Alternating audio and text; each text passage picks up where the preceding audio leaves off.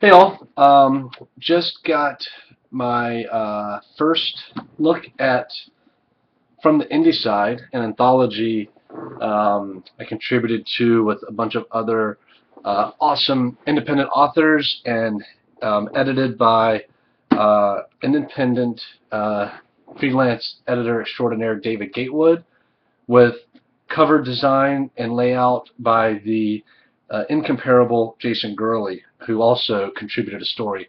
Um, these things are beautiful. They were so inexpensive on Amazon. I was able to order like 20 of them, and I'll be able to sell them less than retail and still get my money back. So I don't think you could get them wholesale as cheap as I was able to get them from Amazon.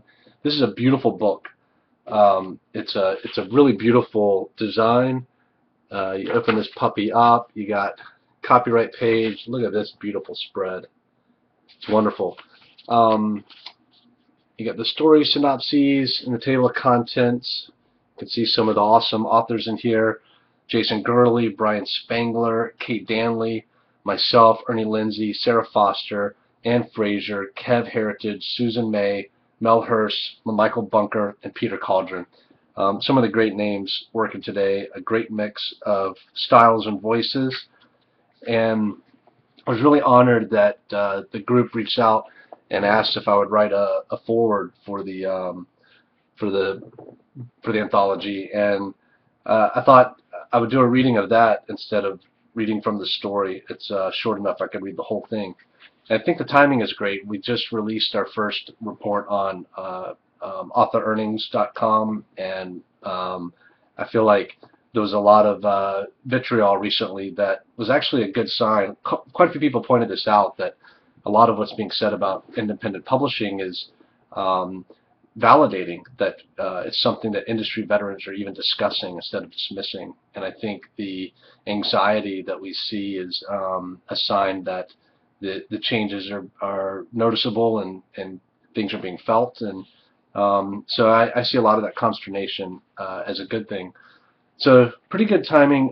Really glad that the report is being viewed the way it is. Look forward to rebuttals and people taking the data and coming up with better ideas than we've been able to come up with. We're not the smartest people around. We just happen to have access to data that no one else has toyed with. So onward and upward from here, and I celebrate that. I'm a writer. I'm not a scientist, and I look forward to other people cluing us in. But for now, I'm going to read my foreword from the indie side. It's called Indie and Proud. I am an indie author. I am a self-publisher. I create my own books. Just a few years ago, these words might have been uttered as sheepish admission. Today, they are just as likely to be spoken with pride. With the advent of ebooks and the rise of print-on-demand technology, the cost of producing and distributing the written word has plummeted practically to zero. This has brought about a revolution in the book industry and has given rise to self-publishing as a viable option for aspiring authors. I feel extremely lucky to have been writing at this moment in history. Not since Gutenberg's refinement of the printing press has the publishing industry undergone such swift and sweeping change. It has overturned what it once meant to be an independent author. Other artistic mediums have long welcomed their indie counterparts. In the film and music industries, the indie is often lionized. Indie bands and indie labels take risks and bend the rules. They push the boundaries of acceptance and create new and exciting sounds. It's the same with indie filmmakers, who create small-budget masterpieces that win awards at the most important film festivals. There's often a sense of disappointment among fans when these musicians and filmmakers move on to larger labels and studios, where the hiss and crackle of authenticity gives way to house style, and creative risk-taking is discouraged in lieu of safe investments. There will soon come a day when indie authors will be held in that same regard. One of the defining moments of my writing career was the day I sat in a boardroom at one of the mightiest publishers in the world and had to weigh the decision whether to sign my work over to a major publisher.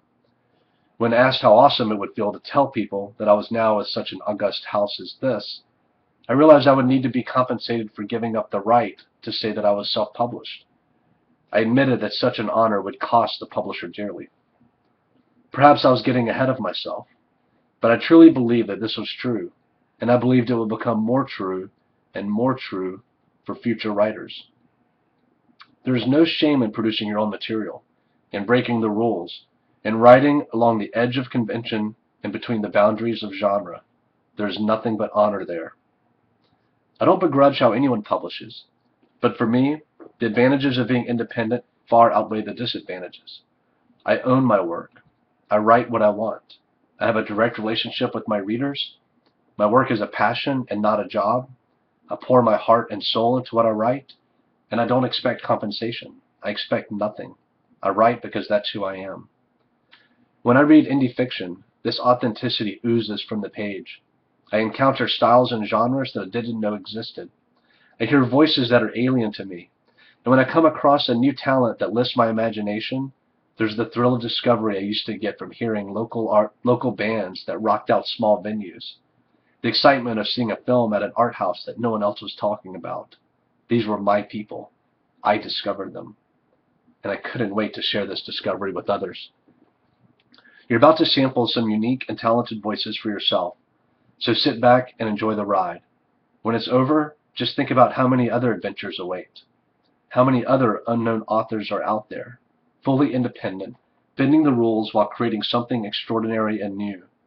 There are more every day, proud to be indie, just waiting to be discovered. Maybe by you. I got me a little choked up.